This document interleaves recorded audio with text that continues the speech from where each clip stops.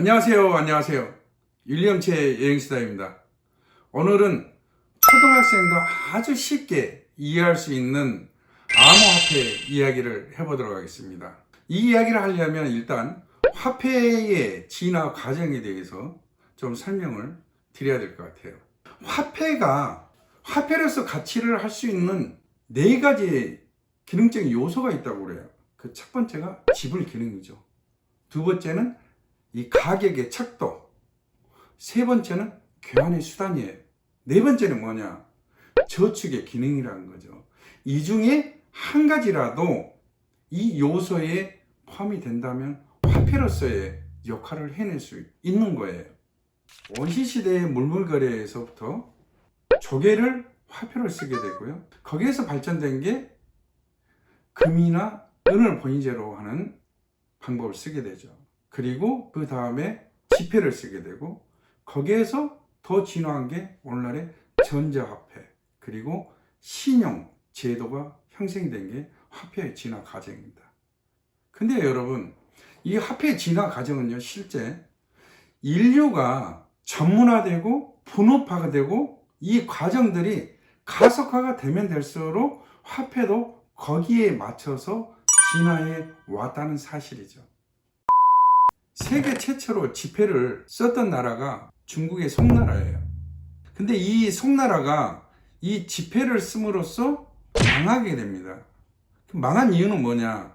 실은 우리가 보통 이야기를 할 때 금이나 은은 또는 금은 본위제라는 말을 많이 쓰게 되죠. 본위제라는 뜻은요, 종이를 소재로 하여서 만들어진 화폐의 가치를 보호하기 위해서 국가가 특정 소재의 가치로서 보증해주는 그런 걸 본위제라고 합니다. 근데 국가가 그 역할을 제대로 못 해버렸기 때문에 사회 혼란을 야기해서 송나라가 망해버린 거예요. 모든 미국의 지폐는 뒷면 상단에 In God We Trust라고 적어져 있어요. 그 말은 무슨 말이냐? 우리가 신을 믿듯이 내가 쓰고 있는 이 돈에 대한 이 가치를 믿는다라는 의미를 가지고 있습니다. 그만큼 돈이란, 화폐란 것은 거래의 수단으로서 쓰이는 이게 믿음이 없어버린 그 화폐의 가치를 상실을 한다는 거죠.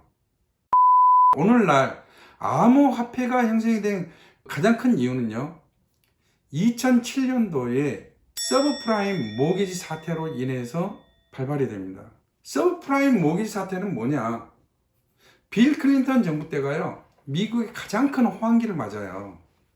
그러다 보니까 이 주택 가격이 상승하고, 그 과정 속에서 조지 부시가 정권을 이양하게 됩니다.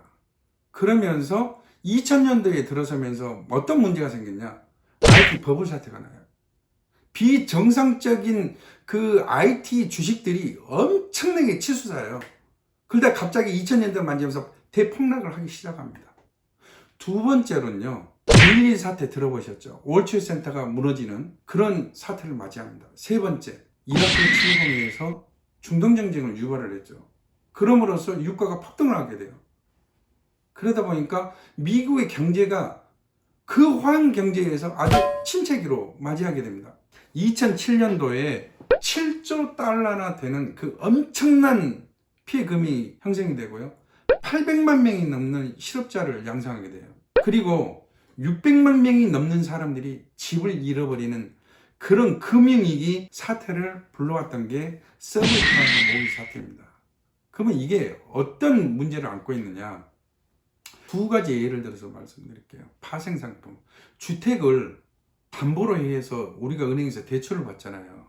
그러면 은행이 얼마나 문제점이 많냐면, 엄밀히 따지면 그 주택의 소유주는 누구예요? 돈만 갚는다면 산 소비자가 주택의 소유자잖아요.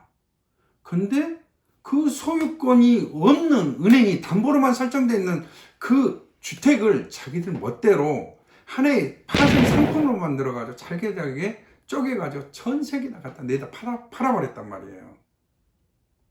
말도 안 되는 거잖아요. 달리 말씀드리자면 요즘 시대는 신용세잖아요. 여러분들 신용카드 한두 장 안 갖고 있는 사람이 어디 있어요? 그러면 우리가 한도 금액이 예를 들어서 5천만 원 갖고 있어요.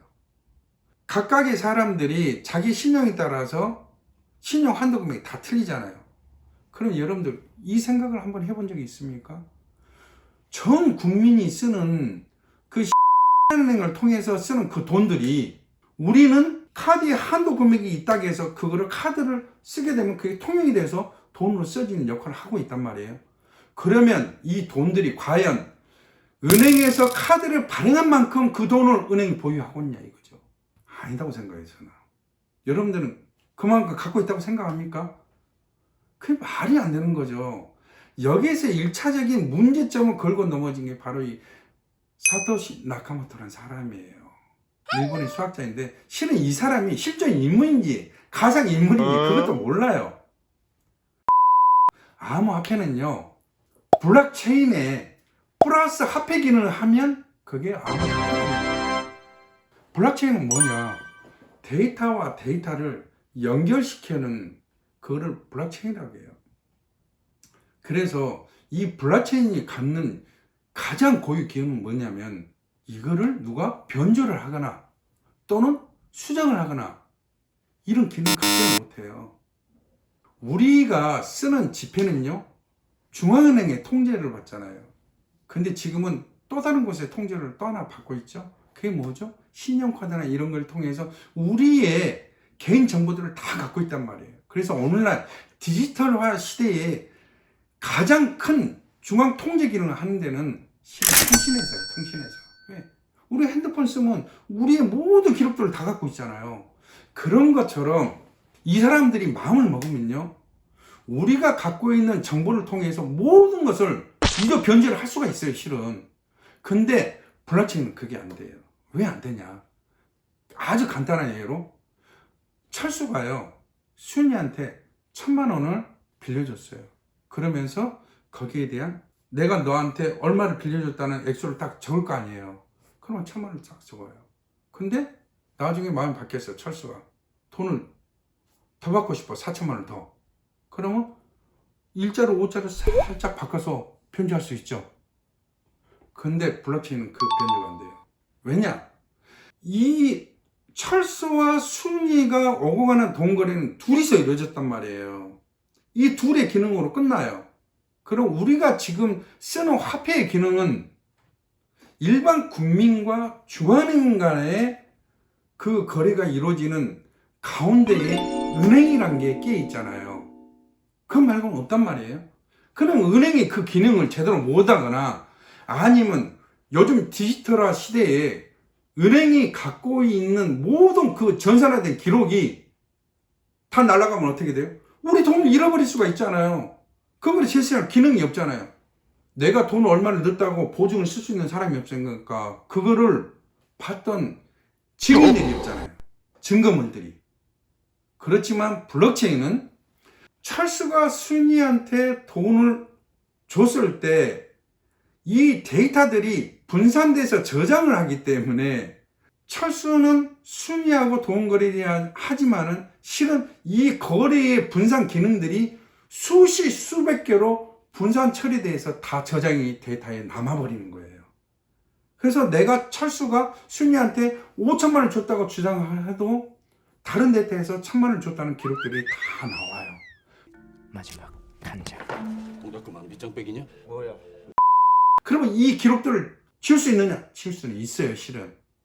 이걸 지우려면 천문학적인 돈이 들어가요.